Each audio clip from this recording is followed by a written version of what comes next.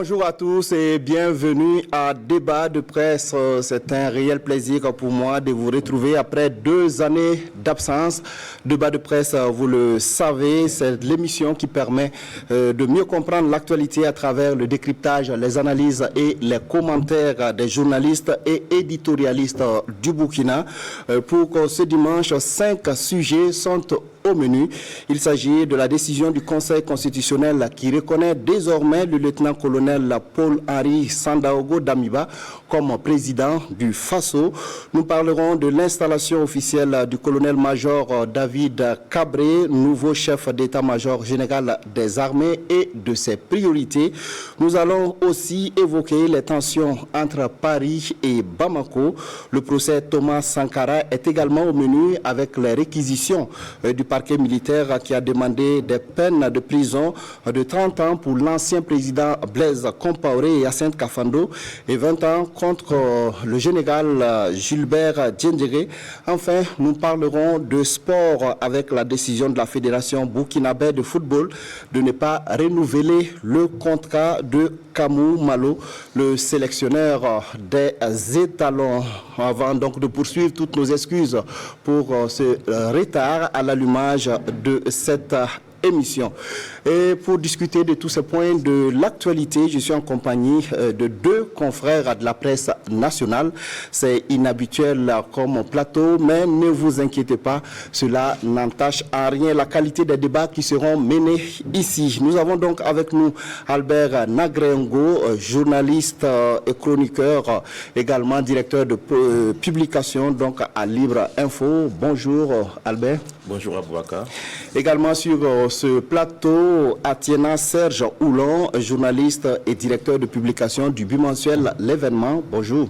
Bonjour Aboubakar. Merci à tous d'avoir accepté notre invitation. Alors, comme je le disais, le 8 février dernier, le Conseil constitutionnel, après avoir pris acte de la démission de Roch-Marc Christian Kaboré du poste de président du FASO, a constaté officiellement la vacance de la présidence du FASO. Il a surtout indiqué qu'à compter du 24 janvier 2022, le lieutenant-colonel Paul-Henri Sandaogo Damiba est président du FASO et devra prêter serment devant le Conseil constitutionnel. Vous le savez, c'est une décision qui a suscité beaucoup de réactions au plan national. Albert, quelle analyse faites-vous de cette actualité ? Merci beaucoup. C'est vrai qu'on a tous suivi, la décision est tombée comme ça. Elle était même inattendue parce que depuis le 24 janvier, les spéculations allaient bon train, mais très peu tournaient les yeux vers le Conseil constitutionnel. On n'en faisait pas véritablement cas. Donc disons que son avis n'était pas véritablement préoccupant au niveau de l'opinion nationale. Et sauf certains juristes qui pensaient que c'était aussi l'occasion pour le Conseil constitutionnel de se prononcer. C'est pas mauvais que le Conseil constitutionnel se réunisse et se prononce, ce qui est bien d'ailleurs. Les débats qui ont suivi démontrent également de la vitalité aussi de la démocratie. On voit qu'il y a des gens qui sont toujours garants de la démocratie, qui veulent que la Constitution soit respectée à la lettre comme il se doit, ce qui est normal d'ailleurs. Mais quand on rentre maintenant dans le fond du dossier, on peut bien se poser des questions. On peut dire également, en tant que profane du droit constitutionnel, il y a des choses quand même que le Conseil constitutionnel a donné son onction et qu'on pense que c'est à remettre en cause. On prend par exemple le cas du président du FASO qui a été fait par le Conseil constitutionnel, et que le président du MPSR, Paul-Henri Sandaogo Damiba, est président du FASO et il doit prêter serment le 16 février prochain. À la question de savoir, est-ce que cette décision du président du FASO, si elle se rapporte à l'acte fondamental tel que indiqué par le Conseil constitutionnel, parce que le Conseil constitutionnel avait dit qu'il n'a pas pu siéger parce que la Constitution était suspendue. Mais avec l'acte fondamental, la Constitution, je ne sais pas s'il faut le dire, restaurée ou réhabilitée, rétablie, donc ce qui lui permet de siéger. Donc, alors que l'acte fondamental déjà écrit à son article 28, je pense bien que le président du MPSR est le président du Faso. Donc le Conseil constitutionnel n'a fait que entériner ce que l'acte fondamental a décidé. Donc pour moi, les juristes devaient commencer le débat depuis la proclamation de cet acte fondamental-là et relever déjà les articles de cet acte fondamental qui pourraient causer problème véritablement si demain on voudrait appliquer la Constitution. Malheureusement, le débat n'a pas commencé pour à ce niveau. certains juristes, en tout cas, le président Damiba peut être considéré comme chef de l'État, mais pas comme président du Faso, selon le point de vue que nous avons pu lire dans la presse. Justement, mais c'est ça que j'ai dit. Si c'est le cas, pourquoi la forfaiture a commencé avec l'acte fondamental et on n'a pas vu ces gens crier? Et c'est aujourd'hui, maintenant, avec la décision du Conseil constitutionnel que ces gens-là crient. Mais que ce soit chef de l'État, que ce soit également président du Faso, que ce soit, je ne sais pas moi, président de transition éventuellement, l'opportunité ici c'est quoi? Est-ce qu'il était véritablement nécessaire pour Damiba aujourd'hui et ses hommes cette décision du Conseil constitutionnel? Il y en a ceux qui pensent qu'il n'était pas nécessaire parce que le Conseil constitutionnel devrait même être dissous pendant qu'on annonçait la dissolution du gouvernement et de l'Assemblée nationale. Et aujourd'hui, est-ce que Damiba avait besoin d'une décision du Conseil constitutionnel? Je ne pense pas que forcément c'était nécessaire. Et encore, investiture, est-ce qu'il en avait besoin? Je ne pense pas forcément également qu'il en avait besoin. Si nous, on veut s'en tenir à l'investiture, si on veut s'en tenir au président du Faso, retournons-nous au Conseil constitutionnel et à la Constitution, qui dit bien que le président du Faso est élu au suffrage universel direct, rééligible pour un mandat de 5 ans, rééligible une fois. Et donc, en ce moment, comme il n'a pas été élu, donc, on suppose... En tout temps, il y a eu l'acte fondamental, justement, qui dit clairement, comme vous l'avez relevé, que le président Damiba, en tout cas, est le chef de l'État et président du Faso. Mais c'est pour ça que je dis les juristes également. Où étaient les juristes quand on proclamait l'acte fondamental? Parce que ce qu'on reproche aujourd'hui à la décision du Conseil constitutionnel tire en partie ses germes également dans l'acte fondamental. Et même, on peut aller plus loin. Parce que dans cet acte fondamental, ça veut dire que même une charte de transition aujourd'hui n'a plus droit de définir qui est président de la transition ou qui que ce soit, parce que l'acte fondamental dit déjà que le président du MPSR est président du Faso. Donc même une charte de transition aujourd'hui n'a plus droit de revenir sur ces questions parce qu'on suppose que c'est déjà validé, comme c'est déjà acté, si vous voulez. D'accord, oui. Alors, Serge, qu'est-ce que vous pensez en tout cas de cette actualité qui fait couler beaucoup d'encre et de salive? Bon, je pense que c'est la conséquence d'une solution de rattrapage. On a voulu rattraper un certain nombre de choses qu'on n'a pas pu faire au départ. Et je pense aussi que c'est la conséquence, à mon avis, d'un ensemble d'impairs qu'on a vécu jusque-là. Ça n'a pas commencé le 24 janvier, bien au-delà, bien avant plutôt. Et dans l'histoire récente, je crois qu'il y a suffisamment de cas. Je me rappelle de cette prestation de serment après l'insurrection. Je me rappelle de bien d'autres situations qu'on a eues par rapport à des nominations au niveau du Conseil constitutionnel justement, et je crois que c'est un ensemble et c'est aussi en fait le signe que les choses peut-être ne se passent plus comme il y a quelques années auparavant, parce que on voit qu'aujourd'hui c'est quand même difficile de faire un putsch ou un coup d'État et puis s'asseoir comme dans les années 60-70, tout le monde suit.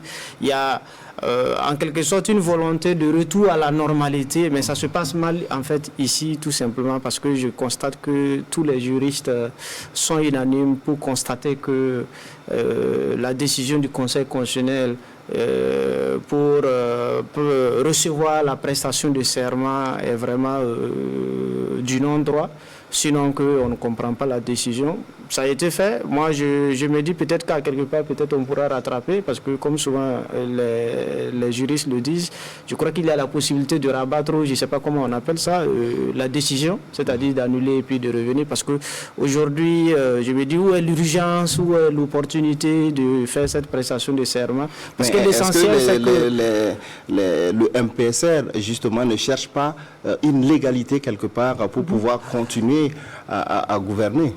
Bon, je crois que la légalité ici, dès lors qu'on adopte ou bien on met en vigueur en fait un acte fondamental enlevant la suspension de la Constitution, tout en maintenant effectivement suspendu un certain nombre de dispositions. Moi, je ne pense pas qu'il y ait cette urgence-là, dès lors qu'il a tous les attributs du pouvoir, c'est lui le chef de l'État, c'est lui le président de la transition. Président du Faso, c'est comme je l'ai dit, c'est une forme de retour en fait à la normalité. Or, ici, ça se passe mal. Dans tous les cas, que ce soit cette période ou avant, le président du Faso, il est élu pour un mandat de 5 ans au suffrage universel. Donc, il n'y a pas de raison. On ne peut pas comprendre que le Conseil constitutionnel puisse accepter, en fait, cette situation. Bon, ça a été fait, c'est très dommage. Je crois que ça dénote aussi un peu de l'inconséquence de tout ce que nous avons pu avoir jusque-là. Voilà. Si les gens laissent faire, n'ont pas le courage peut-être de dire, bon, ici, techniquement, ça ne marche pas comme ça. Et je crois que les gens, déjà, si on constate la vacance du pouvoir et que vous avez les attributs du chef de l'État, président de la transition, moi, je ne sais pas en quoi président du Faso, encore, ça vient apporter une plus-value ou un pouvoir supplémentaire. Quoique, on tente oui, mais un retour une prestation à la République. de serment, quand même, ça... Mais une prestation de serment, vous n'avez pas été élu. Vous voyez, aujourd'hui, je ne pense pas que... On a eu la même situation sous la transition. Oui, c'est ça que je dis. Je rappelais, en fait, je dis c'est pas la première fois. Même, je sais qu'il y a eu le débat en Guinée aussi. Doumbouya a prêté serment, les gens étaient révoltés. Il n'a pas été élu. Comment les magistrats peuvent recevoir une telle prestation de serment? C'est des débats, n'ont pas fini. Mais je crois qu'à des moments, il faut qu'on ait des gens quand même assez pointus, techniques, qui puissent dire le droit afin que ça puisse renforcer davantage l'état de droit. Je me rappelle un peu de ce débat. Au Mali, ils ont eu ce débat quand ils ont mis en place le Conseil national de la transition. Est-ce qu'il faut appeler les membres du CNT députés ou pas? Je crois que le Conseil constitutionnel là-bas a tranché. On ne peut pas les appeler députés dès lors qu'ils n'ont pas été élus et voilà, au suffrage universel. Pourquoi ici? Vraiment ici, c'est la pertinence. Il est chef de l'État, personne ne conteste. Il est président de la transition, ce n'est pas contesté. Bon, président du Faso, c'est vraiment un vernis encore pour faire d'autres atouts. Sinon, véritablement, tout le monde le reconnaît. C'est lui qui détient le pouvoir, c'est lui qui a tous les attributs, c'est lui qui articule l'appareil d'État. Où était l'urgence de faire cette gymnastique intellectuelle pour dire, voilà, il peut prêter serment? Et je crois que la décision du Conseil constitutionnel pour constater la vacance du pouvoir et dire que Damiba peut être le président de fait, je crois que les gens applaudissent. Ou du moins, les gens trouvent que là, c'est normal. Mais bon, ça a été relevé. Moi, je dis, si ça montre peut-être qu'on n'est pas sorti de l'auberge, que demain n'est pas la veille. Et il faudrait du boulot quand même pour redresser si on veut véritablement un état de droit. Mais je dis, c'est technique aussi, parce que quand on regarde aussi la composition ou la constitution du Conseil constitutionnel, ce sont des juristes de renom qui sont là-bas, qui ont pris cette décision. Non, mais on peut trouver peut-être que... Non, il y a toujours eu ce débat-là. C'est le format actuel du Conseil constitutionnel, le fruit d'une réforme. Avant, ce n'était pas ainsi. Maintenant, on nomme les gens. En principe, le président devrait être élu par ses pairs. Je crois que c'est un peu ça. Bon, c'est le fruit de concertation depuis, je crois, avec... quand Blaise Compaoré était dans cette tentative de modification de l'article 37 avec le CCRP, le Conseil consultatif sur les réformes politiques, et on avait dit de revoir un peu le mécanisme pour donner plus d'autonomie, plus d'indépendance justement, parce que quand on nomme les gens, voilà. Oui. Mais l'histoire a démontré que cette affaire de nomination, ce n'est pas forcément ça le problème. Au Niger, la présidente du Conseil constitutionnel avait été nommée par Mamadou Tandia, mais elle a dit non par rapport à la modification, par rapport au Tadjarché. Donc souvent, si on a des hommes et des femmes de valeur, que vous soyez nommés, je crois qu'il y a ce qu'on appelle le devoir d'ingratitude. Vous dites le droit, rien que le droit, et pour renforcer davantage l'état de droit. Mais je crois qu'aujourd'hui, bon, c'est des polémiques, je ne dirais pas inutiles, je ne dirais pas pertinents, parce que le fond de notre problème aujourd'hui avec l'avènement du 24 janvier, c'est le fait que la République n'a pas su apporter des réponses en fait aux problèmes essentiels des Burkinabés et notamment ce qui est urgent aujourd'hui, la sécurité. Donc je crois que les débats qu'on mène peut-être sur cette affaire de prestation de serment, je ne dis pas que ce n'est pas important, parce que moi-même je l'ai dit, je dis ça justifie un peu pourquoi il n'y a pas eu de contre-pouvoir, pourquoi on n'a pas, la République, avec toutes ces institutions, on n'a pas pu trouver de contre-pouvoir pour permettre à ce que le président Roch-Marc Christian Kabore, qui a été élu, pour qu'il puisse appliquer la démocratie, non pas que ce soit la dictature de la majorité pour faire ce qu'elle veut, mais pour répondre aux aspirations des Burkinabés. Dès lors qu'on n'a pas réussi à résoudre ces problèmes, effectivement, on puisse comprendre que les gens alertent sur ce qu'on peut appeler forfaiture, entre guillemets, du Conseil constitutionnel. Mais je dis aujourd'hui, pour les gens qui sont à Maguari ou Tamwal, Kerbougou ou Kelbou, je ne sais pas. Aujourd'hui, tout ce que nous discutons, c'est des trucs élitistes.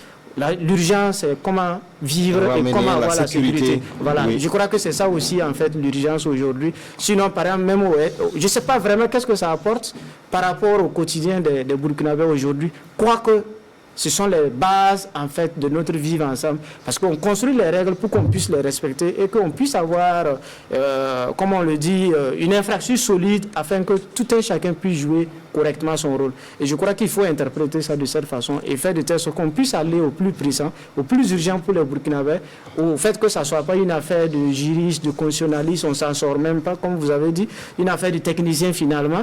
Or, les gens vivent en fait des réalités et aujourd'hui, les gens cherchent à manger à l'est, ils veulent pouvoir circuler librement, retourner chez eux. Je crois qu'aujourd'hui, c'est ça l'urgence au lieu d'une prestation de serment qui, à mon avis, n'apporte pas de véritable ou bien un pouvoir supplémentaire au lieutenant-colonel Damiba que déjà ce qu'il a à sa disposition au jour d'aujourd'hui parce que toute la République, tout l'appareil d'État est dans ses mains et les Burkinabés attendent qu'il soit sauvé et qu'il y ait la sécurité tout simplement. D'accord. Albert voudrait réagir.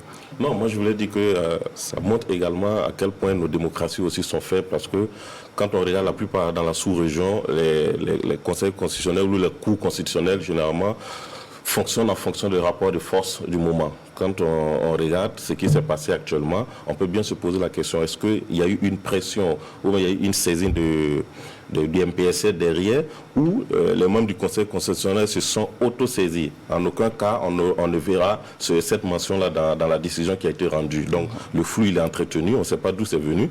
Si c'est venu du MPSR, ça veut dire que le Conseil constitutionnel a dû céder par rapport au rapport de force actuellement pour prendre cette décision-là. C'est dommage, sa composition aujourd'hui aussi, ce n'est pas forcément des juristes. Hein. Vous avez des gens qui sont membres du Conseil constitutionnel qui ne sont pas des juristes du tout, mais il y en a également qui sont des juristes. Et donc, c'est l'occasion aussi de profiter de tous ces moments de transition-là pour véritablement réformer nos institutions, pour leur donner les forces qu'il faut. Et j'ai dit, il n'y a pas que le Conseil constitutionnel. Regardez ce qui s'est passé récemment à la CENI, avec la désignation supposée du président de la CENI, le Sao Nava. On a vu la polémique qui est née de cette affaire parce qu'à un moment donné de l'histoire du Burkina, on a mis des institutions en place sous la base du consensus pour juste essayer de régler des crises, essayer de calmer une situation. Et après, on continue de fonctionner avec ces institutions-là sous la base du consensus comme si on devrait continuer ici. Et après, c'est des trucs qui nous rattrapent. On a vu comment ça s'est passé. On dit oui, il faut donner la présidence cette fois-ci à la chefferie traditionnelle, il faut donner à l'église catholique ou à la communauté musulmane. Après, il n'y a rien qui est écrit qui pose problème. Tout à fait. Il n'y a rien qui est écrit qui montre que la présidence doit être rotative. Finalement, c'est un problème qui nous rattrape. Je reviens au Conseil constitutionnel parce qu'on voit également les nominations, les désignations également, c'est fait de telle sorte qu'aujourd'hui, ça nous rattrape. Et donc, c'est l'occasion de revoir le fonctionnement, la vie des institutions que nous avons là et quitter dans cette affaire de consensus et mettre véritablement les hommes de valeur. Il faut mettre les valeurs en avant pour incarner véritablement ce que nous voulons comme démocratie ou institution pour notre pays. Sinon, on va continuer de vivre des exemples comme ce qui s'est passé au Mali. On a vu la chute des IBK. On vous dira que le Conseil constitutionnel y est pour quelque chose dans ces manifestations parce que c'est sur la base de validation des résultats de certains députés. Oui. En Côte d'Ivoire, on se rappelle encore de l'histoire avec Tia Koné à l'époque et il y en a beaucoup d'exemples comme ça. Et je pense que il faut travailler à revoir la vie de nos institutions pour qu'on ait des institutions solides, que des institutions démocratiques en fonction de la force du moment. D'accord. Alors, on va évoluer. On va évoquer maintenant l'installation du nouveau chef d'état-major général des armées. C'était justement le mercredi dernier, 9 février. Le colonel-major David Cabré, qui a été officiellement installé, entend donc donner un nouveau souffle à la lutte contre le terrorisme. Alors, quel commentaire, justement, Serge, vous inspire la nomination de ce nouveau CMGA? Bon, c'est dans l'ordre normal des choses à mon avis. Et comparativement aux fois antérieur, je m'attendais à ce qu'il soit bombardé d'au moins 2 étoiles. Mais je vois que ce n'est pas le cas parce que c'est ce on nous a habitués maintenant quand on nomme un chef d'état-major général des armées, colonel-major. Je crois qu'il y a un décret qui suit pour le mettre général. Cette fois-ci, ce n'est pas le cas. Bon, maintenant pour revenir à votre question, je dirais que c'est dans l'ordre normal des choses. Il y a un renouvellement, il y a la recherche d'un officier supérieur qui puisse incarner des hommes du moment. Et je crois que c'est ce choix qui a été fait tout simplement. Et aujourd'hui, tous les débats qu'on assiste, aujourd'hui, il y a un changement de cap, surtout quand vous prenez la nomination du lieutenant-colonel Bamouni au niveau du commandement des opérations sur le théâtre national. Oui. C'est un changement de cap. Les gens sont fixés sur le chef d'état-major général des armées, mais avec la nomination du lieutenant-colonel Bamouni, en fait, on assiste à 2 commandements qui sont totalement différents. Tel qu'on le voit, en fait, on aura celui qui va s'occuper de la guerre, le lieutenant-colonel Bamouni, et on aura celui qui va gérer, en fait, l'administratif. Donc, le chef d'état-major général des armées, au jour d'aujourd'hui, en tout cas, au regard de ce qui a été dessiné, c'est quelqu'un qui s'occupera que du papier et de l'administratif. Il a précisé ses priorités, la restauration de l'intégrité du territoire, le retour des déplacés internes dans leur village d'origine. Évidemment, il ne peut pas dire le contraire, mais gérer l'administratif ne veut pas. Il vient en soutien.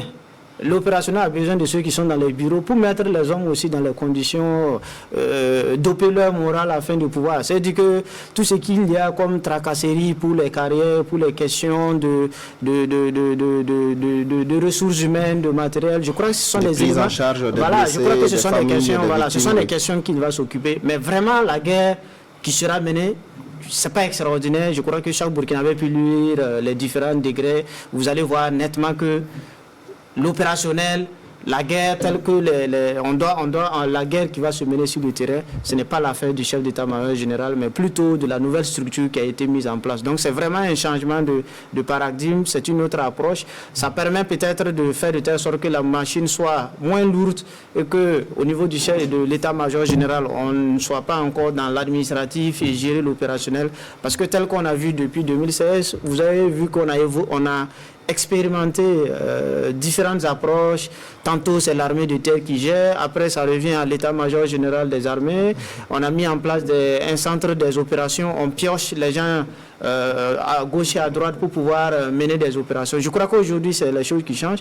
Vous avez sur le terrain chaque entité qui gère son quotidien, la police qui fait son travail d'un côté, la gendarmerie de l'autre, malgré que c'est une structure qui relève de la défense. Vous avez les douaniers qui sont d'un autre côté, les forestiers. Donc vous avez cette façon de remettre toutes les forces dans les mains d'un seul chef, de telle sorte que tous les hommes qui sont sur le terrain répondront d'un seul chef. C'est direct, on sait d'où ça vient, on sait qui fait quoi à quel moment. S'il y a une présence de X ou Y à tel lieu, on sait c'est pour faire telle chose. Et l'état-major général, le chef d'état-major général s'occupera, comme je l'ai dit, de l'administration, de tout ce qu'il y a comme peut-être d'autres affaires administratives que véritablement la guerre, comme on le voit. Donc, c'est un changement de cap et tantôt, comme je l'ai dit, les Burkinabés n'attendent que d'être édifiés, que d'avoir la paix tout simplement.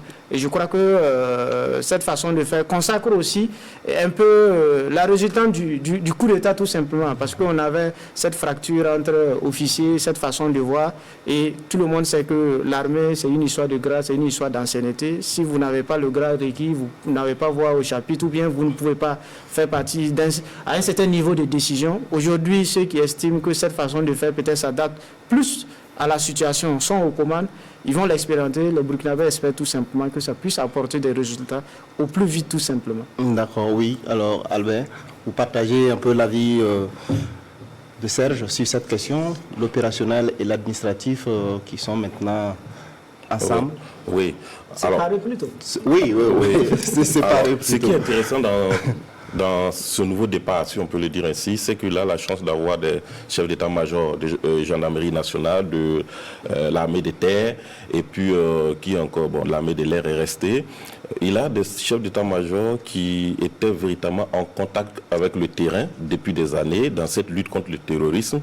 Et donc, ça peut être un avantage pour lui. Et j'ai vu également que son adjoint aussi, c'était un ancien du génie militaire, ce qui peut être bien. Il peut faire un bon attelage. Par contre, sur le papier, je pense que le chef d'état-major aujourd'hui, général des armées, il n'est pas forcément le meilleur parce que quand on regarde son parcours, on voit que c'est quelqu'un qui a été très loin des terrains de combat au Burkina Faso. Oui, mais comme Serge parle de l'administratif et de l'opérationnel, est-ce qu'on ne peut pas comprendre cela parce que quand on regarde le parcours du colonel-major David Cabré, on sait qu'il a une grande expérience, en tout cas, de tout ce qui est administration, parce qu'il a occupé même des postes ministériels. Justement, mais pour faire aussi bon l'administratif, il faut aussi connaître la réalité du terrain, parce que il ne suffit pas, on a vu des gens où des jeunes sont allés, soldats sont allés à Inata et puis restés là-bas mourir.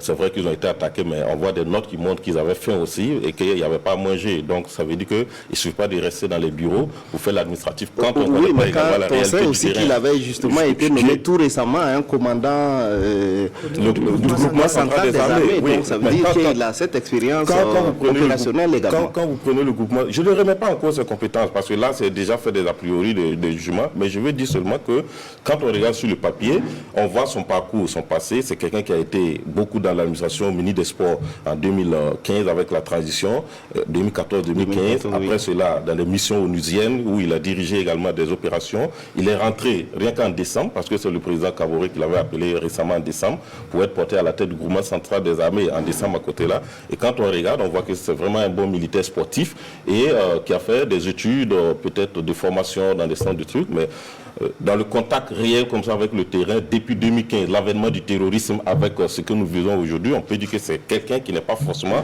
au contact.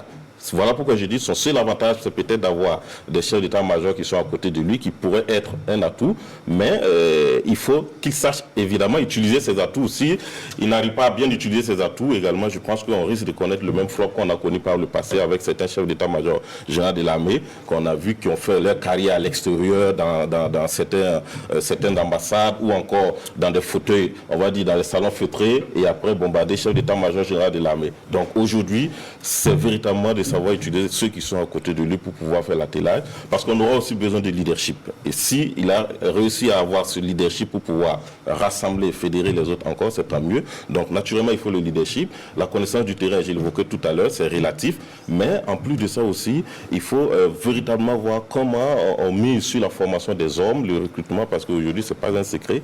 On vous dira que l'armée burkinabé a besoin de gonfler ses effectifs, ils ont besoin des centres de formation, il faut former également les hommes. Donc on aura besoin de tout ça également.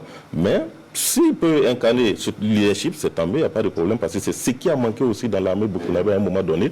On vous dirait qu'avec l'avènement du coup d'État, il y a des soldats de rang qui même défiaient des chefs de corps ou qui défiaient également les chefs, qui ne répondaient pas à leurs injonctions ou qui refusaient d'aller à certaines missions ou parfois qui menacent de déserter sur le terrain.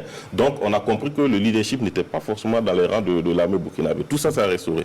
Donc c'est un chantier qui est vaste pour lui et je pense que s'il s'y met rapidement et qu'il comprend, il répond à l'appel des soldats, bon, ça pourrait marcher. Ils ont l'avantage d'avoir un régime qui est plus ou moins, on va dire, un régime militaire. Donc entre eux, ils doivent avoir leur stratège, l'art de la guerre entre eux également. L'autre avantage, c'est d'avoir également un régime où presque ceux qui occupent les postes importants, ils sont de la même classe. Ça veut dire que c'est la même promotion, c'est la même génération. Ce qui peut être un avantage comme un inconvénient aussi, parce qu'il ne faudrait pas qu'une autre génération, une autre classe aussi dise que cette génération-là ou cette promotion n'arrive pas à montrer cette capacité de lutte contre le terrorisme. Nous aussi, on veut montrer. Mais justement, est-ce qu'avec cette nouvelle dynamique, vous pensez que dans les prochains jours ou dans les prochains mois, on va avoir un résultat, en tout cas édifiant pour le Burkinabé sur le terrain? Ça m'étonnerait. Si on n'arrive pas, ce serait un gros échec. Parce que quand on regarde les chefs d'état-major nommés, que ce soit la gendarmerie, que ce soit l'armée de terre, et que ce soit également celui qu'on vient de nommer à la tête du commandement des opérations du théâtre national, et son adjoint également, on voit que c'est des gens qui étaient sur le terrain. Par exemple, lui et son adjoint, première région militaire, c'est quand même la première région militaire à Kaya. Ça veut dire qu'il était en contact déjà avec le terrain. Et depuis 2015 aussi, on vous dira que c'est des gens qui ont toujours suivi l'évolution du terrorisme et qui ont participé à la planification l'implication également de certaines opérations spéciales. C'est le cas de Didier Bamouni dont tu faisais cas. Et vous avez Roméo Woba qui était à la force spéciale également. Cette force spéciale également qui a pris part au renversement du régime Kaboré. Et vous avez également Adam Edere qui connaît très bien le terrain depuis des années. Vous avez le président Damiba, pour certains, il aurait participé à la libération de Nadiagou récemment. Donc si aujourd'hui, avec cette équipe-là, on n'arrive pas véritablement à donner de l'espoir au Burkinabé dans 3, 4 mois, 5 mois, ça veut dire que le mal, on est mal barré, le mal il est très profond. Mais il faut aussi accepter que les résultats ne vont pas tomber en 1 mois, 2 mois. Ça va être un travail de processus également, comme je le disais tantôt, peut-être des recrutements, des formations, des équipements, des aguerrissements et encore essayer de réorganiser le territoire sur le plan militaire, réorganiser également le territoire sur le plan sécuritaire. Donc tout ça, c'est peut-être un travail qui peut aller dans, il faut espérer peut-être 3, 4, 6 mois en allant, quoi. Donc, mais on doit avoir de bons signaux déjà dès le début. Vous pensez la même chose, Serge? Oui, évidemment. Je crois que dans l'urgence, il faut des résultats. Ça, il n'y a rien à faire. Surtout qu'on a renversé en fait un pouvoir élu. Dans l'urgence, il le faut pour entretenir l'espoir, entretenir la flamme. La tension est rebaissée, ça ne veut pas dire que les gens ne souffrent pas. Aujourd'hui, au quotidien, les Burkinabés souffrent toujours, à l'Est, au Sahel. Il y a des incidents ça et là, et je crois que l'actualité quotidienne rappelle encore que la question sécuritaire n'est pas réglée. Donc, il y a besoin, il y a urgence d'avoir des résultats dans l'immédiat pour entretenir. Quoique, évidemment, la question terroriste ou la question sécuritaire ne peut se régler avec une potion magique. C'est un phénomène qui est là, il faut vivre avec. Maintenant, ce qu'il y a, c'est d'éviter qu'on vienne commettre des attaques, que les gens puissent se balader allègrement, comme on le voit à travers certaines vidéos, faire des prêches, rassembler des gens, se balader en plein jour, faire des prêches, raconter des histoires et puis repartir, menacer les gens, faire ce qu'ils veulent. C'est ce qu'il faut impérativement empêcher et faire de telle sorte qu'on puisse recouvrir en fait l'intégrité territoriale. Ce n'est pas quelque chose qui pourra se faire dans un court temps. Même dans le moyen temps, ce n'est pas évident avec l'immensité en fait de la tâche, mais ce n'est pas impossible s'il y a la volonté, s'il y a l'envie, s'il y a une certaine, il y a une vision, il y a une ambition de faire quelque chose, on peut bien le faire. La menace n'est pas au-dessus de la portée. Il suffit tout simplement de faire le bon diagnostic et d'apporter la solution. Aujourd'hui, tel que je vois, on n'a pas encore une certaine lisibilité. C'est vrai qu'il y a le changement de cap, mais chaque fois avec la situation sécuritaire, je dis, bon, est-ce qu'on a fait le diagnostic? Qu'est-ce qui nous arrive exactement? Est-ce que la nature de la menace, c'est un problème d'intégrité territoriale, de défense du territoire, ou c'est un problème de sécurité intérieure? Je pense que si on répond à cette question, on pourra maintenant y chercher les moyens humains, matériels, financiers pour pouvoir résoudre la question. Autrement, si on fonce tête baissée, on fait du sapeur-pompier, il y a un incendie en cours, on va gérer, après on vient s'asseoir, le temps de se reposer, on doit aller de l'autre côté. Je crois qu'on perdra notre temps, on perdra de l'énergie, on perdra nos hommes, on perdra de l'argent inutilement. Et je pense qu'aujourd'hui, le gros du problème, c'est ça. Qu'est-ce qui arrive exactement? Quelle est la nature de la menace? Je crois que si la réponse, on a une réponse objective, basée sur ce qu'on a sur le terrain, on pourra apporter les solutions appropriées. Sinon, le reste, comme je l'ai dit, on perdra du temps inutilement et on ne s'en sortira pas. J'espère et je crois qu'on s'est posé les bonnes questions et que la stratégie dont on a évoqué depuis longtemps, et je crois que c'est l'autre problème aussi, il n'y a pas de stratégie nationale de lutte contre. Bon, c'est aller un peu dans tous les sens avec le dernier gouvernement. Tantôt on dit qu'il y a une stratégie, tantôt on dit qu'il n'y en a pas, on dit qu'on est en train de la décliner. Bon, on verra bien les jours à venir, mais tel que ça se passe, j'ai l'impression que c'est l'option militaire. Bon, si c'est l'option militaire, tout le monde sait que l'armée, c'est la défense du territoire national. Or, les terroristes maintenant sont au sein de la société, ils se baladent, ils font ce qu'ils veulent. On raconte des choses sur le terrain, donc ça fait qu'aujourd'hui, il faut vraiment faire le diagnostic et apporter les éléments les plus appropriés, les plus indiqués pour pouvoir résoudre cette équation. Alors, on espère bien que le nouveau commandement, en tout cas, pourra trouver toutes les solutions et toutes les stratégies qu'il faut également pour mener cette guerre et ramener définitivement la paix et la sécurité dans les villes et les villages du Burkina Faso. Alors, la lutte contre le terrorisme, c'est aussi l'objet des tensions entre Paris et Bamako. Les relations entre les deux pays sont des plus tendues. Après l'expulsion de l'ambassadeur de France à Bamako, le Premier ministre malien Choguel Maïga a accusé lundi la France d'avoir volontairement cherché à diviser le pays à travers son engagement militaire. C'est une crise alors qui s'intensifie de jour en jour. Oui, bon, ce que le Premier ministre malien a dit, ce n'est pas nouveau. Tout le monde a dit que le premier péché ou la première erreur des Français, c'est déjà le bombardement de la Libye, soi-disant pour chasser Kadhafi. Finalement, c'était un assassinat et il n'y a plus d'État au niveau du Mali. Aujourd'hui, des pays comme le Burkina, le Bénin et tout le reste, nous payons les pots cassés. Le deuxième élément, après l'intervention en fait, au Mali, c'est justement d'avoir empêché en fait, l'armée malienne d'aller à Kidal. Ça ne fait l'objet d'aucun débat.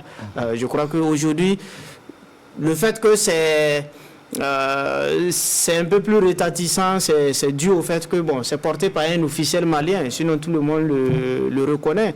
Dans un livre du journaliste Serge Daniel, il a évoqué un peu comment, avec l'intervention française, l'armée tchadienne qui avait identifié des stocks d'armes, voilà, tout cela, les Français ont empêché. Voilà, on dit de ne pas faire. Parce que pour les Français, on faisait la part entre le mouvement indépendantiste et les groupes armés terroristes. Bon, et ceux savaient comment on pouvait faire la distinction entre les deux groupes. Or, d'aucuns estiment que bon, ce sont les revers de la même médaille parce que vous avez des gens qui jouent les indépendantistes et après, voilà, qui sont des terroristes. Je crois que c'est ça l'erreur et aujourd'hui, ça n'a fait l'objet en fait d'aucun débat. Même sous Ibeka, c'est ce qu'on n'a jamais compris. Ibeka en 2000, lors de leur dernière élection, il a accepté de se faire escorter pour assurer sa sécurité, pour aller battre campagne à Kidal par des rebelles qui réclament une portion de son territoire et il a accepté. Comment on peut justifier ce genre de situation? Donc aujourd'hui, le fait que ça a été dit, c'est juste que c'est un officiel malien qui le dit maintenant. Sinon, ce n'est pas nouveau, cette situation que, en fait, l'armée malienne était empêchée et qu'il y avait comme une partition du fait et on avait mis des forces d'interposition et les gens n'arrivaient pas à aller au-delà. Je crois qu'aujourd'hui, c'est pas vraiment quelque chose de nouveau et la brouille diplomatique, si on peut l'appeler ainsi, c'est dans l'ordre normal des choses, je dirais, dans les relations internationales. C'est pas nouveau. Il n'y a pas longtemps, la France ouvrait les hostilités avec les Algériens. Je crois que l'Algérie a dû interdire le survol de son espace aérien. De part et d'autre, chacun a expulsé l'ambassadeur. Et pour un État sérieux, je pense que c'est tout à fait normal. Il y a la réciprocité. Vous dites quelque chose, si on n'est pas d'accord, on proteste. Si vous estimez, vous pouvez aller à des degrés. Mais dans tous les cas, je sais que tôt ou tard, les gens vont s'asseoir et puis le discuter. La conséquence, c'est de voir tout simplement comment ça va impacter le Burkina aussi. Parce que vous avez vu ces derniers jours, c'est vrai que ça me fait sourire, et la force Barkhane, on multiplie les communiqués pour dire qu'on a neutralisé. Pendant ce temps, on prospecte ailleurs.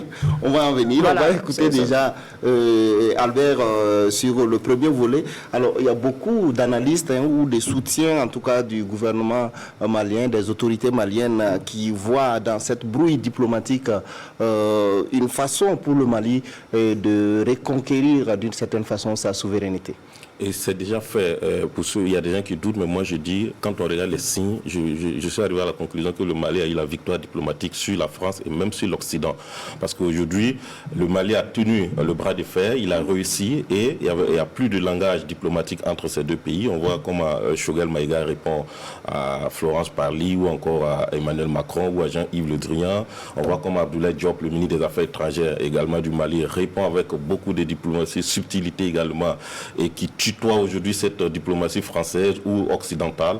On peut dire que les Maliens peuvent s'enorgueillir aujourd'hui, peuvent être fiers de cette transition déjà sur le plan diplomatique avec l'Occident. Des gens me diront que non, que c'est du saupoudrage ou c'est des choses qui ne peuvent pas aller loin, mais ils ont eu quand même le courage de tenir un certain langage, si on peut le dire, un langage de vérité à l'Occident et à la France. J'ai dit à l'Occident parce qu'on n'a pas que la force française Barkhane seulement qui est au Mali. Il y a Takuba également, la force européenne, force spéciale européenne, Takuba, qui regroupe plusieurs pays de l'Occident. Et on a vu que le Mali a pris quand même le courage de renvoyer le contingent danois parce qu'il n'y avait pas d'accord bilatéral entre les deux pays. Des Norvégiens également qui ont décidé de ne plus envoyer leurs soldats sur le... Je vois que le 16 février déjà, à côté là, et je pense que le président Macron devrait annoncer le retrait définitif de Barkhane au Mali, selon la lettre Africa Intelligence. Et la force Takuba également, son maintien au Mali aussi est posé, parce que l'Europe aujourd'hui pense que ce qui s'est passé avec le contingent danois est suffisamment problématique. Et encore, le discours qui suit aussi est problématique, parce qu'on a vu Choguel qui a dit que la force Takuba est venue pour diviser le Mali, parce que Takuba, ça veut dire sabre en tamashek et en sonrail, et qu'eux, ils savent ce qui se cache derrière cette force Takuba-là. Donc c'est une manière de répondre à toute, on va dire, à l'Europe, oui, à tous ces pays qui ont des contingents dans cette force Takuba-là, que nous n'avons pas besoin de... La coopération est très avancée aujourd'hui avec la Russie. Quand on regarde, et ça sort de la bouche de Abdoulaye Diop, le ministre des Affaires étrangères du Mali, ce n'est pas Choguel Maïga qu'on qualifie parfois de populiste, qui vous dit qu'en 7 mois, ce que nous avons eu avec la coopération russe dépasse ce que le Mali a eu durant les 15-20 dernières années. Ouais. Donc, c'est une manière de déclarer officiellement qu'on est un peu plus par on est avec la Russie, on gagne en termes d'investissement, on gagne en termes d'équipement, on gagne en termes également de sécurisation du territoire. Et je pense que que ce soit la France ou le Mali, les deux pays ont atteint le point vraiment de non-retour. Peut-être il faut renégocier de coopération et de développement dans les années à venir. Justement, Serge avait déjà commencé à parler de la question que je veux poser maintenant. Alors, quand on regarde la situation au Mali, les relations tendues entre la France et le Mali, puis ce qui se passe dernièrement au Burkina Faso avec la force Barkhane qui annonce en tout cas des opérations réussies par-ci par-là. Oui. Est-ce qu'on peut faire un parallèle entre cette situation et puis ce qui se passe? Il y a quelque chose de curieux, il faut qu'on lève vite le voile. Je ne sais pas si c'est les autorités de la transition et le MPSC qui doit le faire, parce que le président français Macron a dit plusieurs fois que le Burkina, sous Roch Kaboré, a fait le choix de ne pas patrouiller avec des forces françaises, l'opération Barkhane, et qu'elle devrait faire ses opérations avec les forces armées nationales tout court. Mais subitement, on voit que dans la région du Nord, c'est Barkhane qui a neutralisé ces groupes armés terroristes, et que parmi eux, d'autres seront même complices de l'attaque d'Inata. Encore, dans la région de l'Est, avec le Bénin, on apprend qu'il y a une quarantaine de terroristes également tués par cette force Barkhane-là. Bon. Depuis quand cette intervention de la force Barkhane a commencé véritablement sur le Burkina? Depuis quand ils ont eu cette autorisation? Je pense qu'on a besoin d'une réponse par rapport à ça. Oui, Serge. Non, là-dessus, moi, j'ai pas de doute pour terminer sur le questionnement de Albert. C'est de la communication, tout simplement. Et moi, je répondrai par l'affirmatif qu'il y a un peu un lien avec ce qui se passe au Mali. Par rapport aux deux exemples pris, si vous avez suivi au niveau de l'état-major général des armées, ici, le point hebdomadaire qui est fait, vous avez pour les mêmes opérations, on fait des bilans un peu différents, ou bien on fait des bilans qui sont similaires pour les mêmes événements. Donc, Barkhane essaie tout simplement, c'est de la communication, montrer qu'il y a des actions qui sont menées, mais ça ne veut pas dire que les forces militaires françaises interviennent ici à l'insu des Burkinabés. Et souvent, c'est des opérations conjointes et c'est des opérations d'opportunité, comme vous l'avez dit, par rapport à ce qui s'est passé en territoire béninois récemment. C'était le développement que je voulais tout simplement dire. Parce que clairement, dans les médias français, j'ai même vu avec la dernière évolution depuis le 24 janvier, on s'interroge pour voir l'attitude un peu des militaires par rapport à la France, parce qu'on craint que, surtout que c'est un peu la même génération d'officiers, peut-être qu'ils sont promotionnés à quelque part, ils se connaissent peut-être, il y a peut-être des connexions, parce qu'on a vu ce qui s'est passé en Guinée. Donc on s'interroge, quel sera le positionnement du Burkina? Je crois que il y a cette volonté, mais il y a aussi le fait que Barkhane envisage de quitter le Mali et il faut trouver un pays à côté pour replacer les pions. Et on sait qu'au Niger, c'est pas évident, même si Bazoum semble être favorable, ils savent très bien que l'opinion publique est très défavorable, et même au sein des forces armées nigériennes, les gens sont contre. Donc, si on force et qu'on déplace des milliers de soldats français au Niger, ça va poser problème. L'idée peut-être c'est de les disséminer un peu partout. Et est-ce qu'au Burkina on va accepter? Je crois que c'est aujourd'hui un peu l'enjeu. Et derrière les effets d'annonce, évidemment, c'est de la communication, montrer aux yeux de l'opinion qu'on vous aide, qu'on neutralise des gens. Ça, ce sont des choses qu'on peut pas nier. Compris. Alors, Albert, en 30 secondes, parce que... Oui, c'est juste un détail. Quand il parlait de communication, on a vu l'opération de la Bigole 1 qui a été menée du 15, je pense, janvier au 23 janvier, c'est-à-dire à la veille du chute du régime Kaboré. Il y avait des Français dedans. Et dans ce communiqué, quand vous lisez quelque part, c'est un communiqué de l'armée burkinabé qui vous dit que les forces spéciales burkinabées ont neutralisé un important chef terroriste du nom de Mdouli Abdraman, qui serait le responsable de l'attaque d'Inata. Et donc, il dissocie l'action des forces spéciales qui a neutralisé ce chef terroriste-là à l'action menée ensemble avec les forces françaises. Donc, on peut aussi se poser la question jusqu'à où leur amour entre les forces françaises et les forces armées burkinabées vont aller. D'accord. Alors, on va progresser parce qu'on est très pris par le temps. On va rapidement parler du procès Thomas Sankara. Cette semaine, on a vu les réquisitions, en tout cas du parquet militaire, qui demande en tout cas 30 ans de prison ferme pour l'ancien président Blaise Compaoré et pour Yacine Kafando.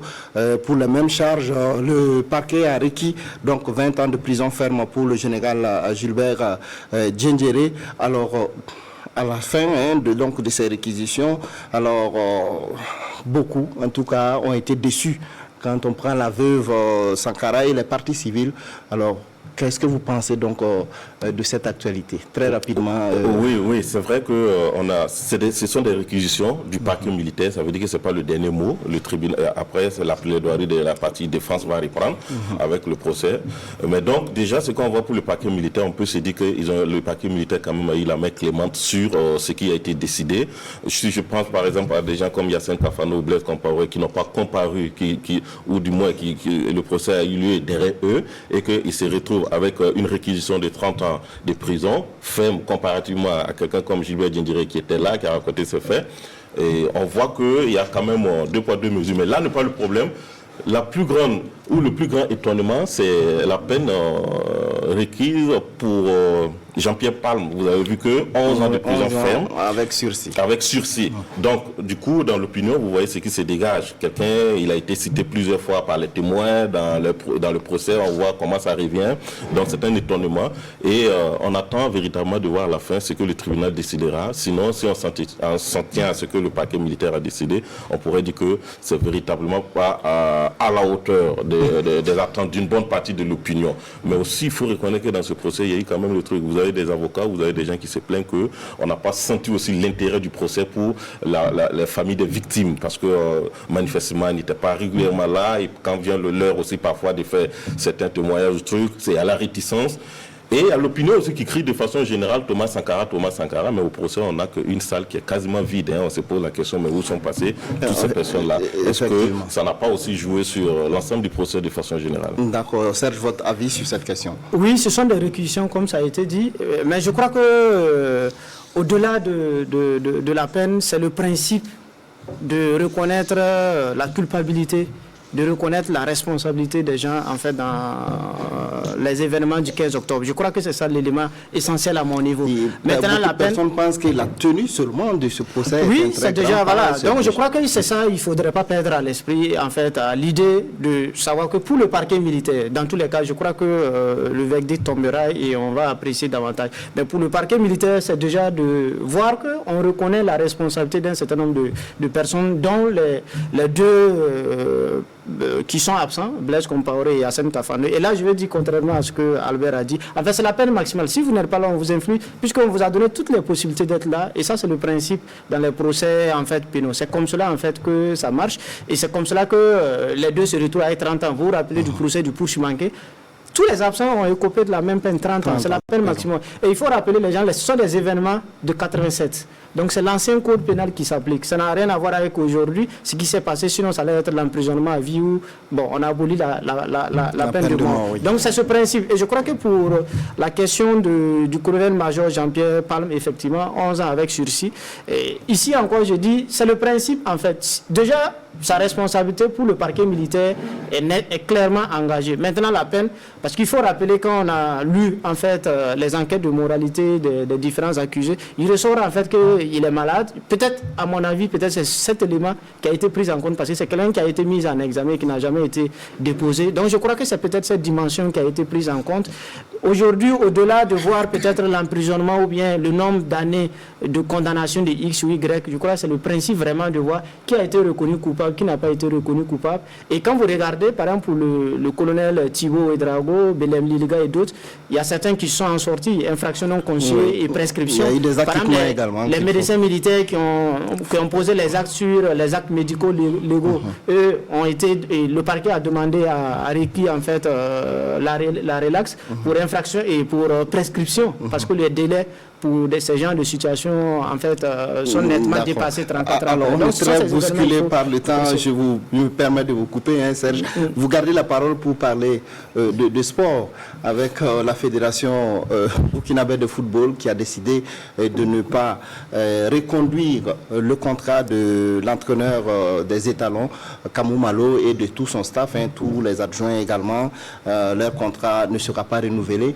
Alors, il y a eu beaucoup, en tout cas, de commentaires autour de cette actualité. Très rapidement, qu'est-ce que vous en pensez? Bon, sur le plan légal, je pense qu'il appartient à tout employeur, s'il estime qu'il n'a plus besoin de vous, même si vous avez atteint les objectifs, qui ne renouvelle pas le contrat. Je crois que sur le plan de la légalité, on ne peut pas faire... Maintenant, on peut discuter de l'opportunité. Qu'est-ce qu'on reproche exactement en fait au coach?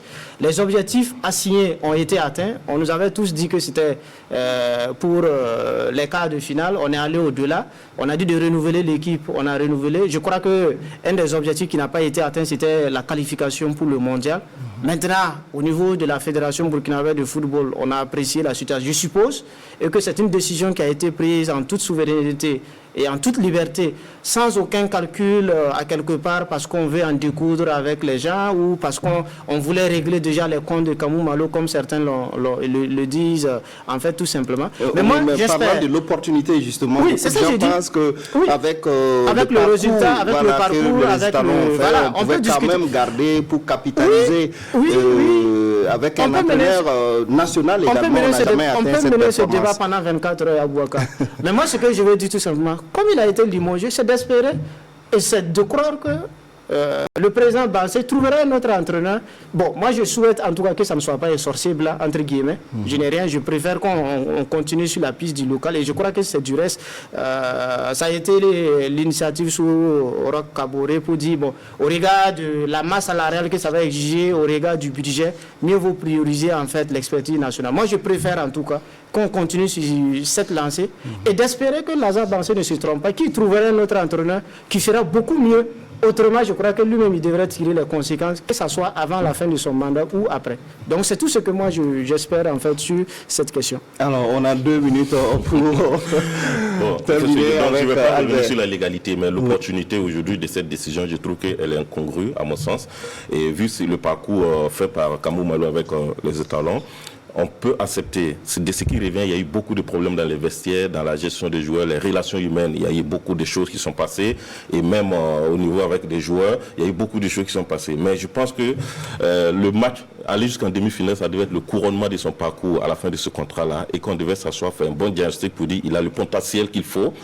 Pour ce qui est des anomalies ou des erreurs constatées, on va les corriger ensemble. Et même s'il faut renforcer les capacités d'une manière ou d'une autre, pour que ce soit une génération qui soit conduite par un sélectionneur national qui connaît ses joueurs depuis le fashion foot. Mais le dernier match des étalons contre le Cameroun, et je l'ai déjà dit ici la dernière fois, ça a été une humiliation. Ça a été une humiliation, mais avec le recul, on peut aussi poser des questions pour savoir qu'est-ce qui n'a pas marché pour ne pas que ça ne se répète encore. Mais là, on a l'impression que le départ de Kamou Malo était déjà préparé, même avant même d'aller à la CAN. On a eu l'impression, parce que c'est à vous dire que certains vous diront que des dossiers sont déjà peut-être arrivés ou des gens ont été contactés déjà. Mais ce serait un grand recul si on part chercher encore un entraîneur expatrié, autre que local. Ce serait un grand recul. Mais aussi, l'avant-pensée devrait aussi remettre un peu d'eau dans son vin. Je ne dis pas que ces initiatives ne sont pas bonnes, parce que le milieu du football aussi, c'est un milieu, un panier à crabe. Et donc, depuis son arrivée, il y a beaucoup de polémiques, des décisions controversées, il y a l'affaire de 50 millions qu'il faut justifier. Tout à fait. Voilà. Jusqu'à arriver à Kamou Malo, je pense que là, c'est le plafond et que désormais, les décisions, vraiment, ça doit être assez mûri pour ne pas qu'on tombe encore dans des situations. Je crois qu'il y a les 50 millions de Bouma qu'il faut justifier. Si je suis désolé, mais ce serait le dernier mot. Ce serait le dernier mot de cette émission qui s'achève. Merci à vous, en tout cas, pour vos différentes analyses. Et je rappelle très rapidement que j'étais sur ce plateau avec Albert Nagrengo, directeur de publication de Libre Info, et Atiana Serge Oulon, directeur de publication du bimensuel L'événement. Merci à vous de nous avoir suivis. Fousseni Kindo vous retrouve la semaine prochaine pour débat de presse. Bon dimanche à tous.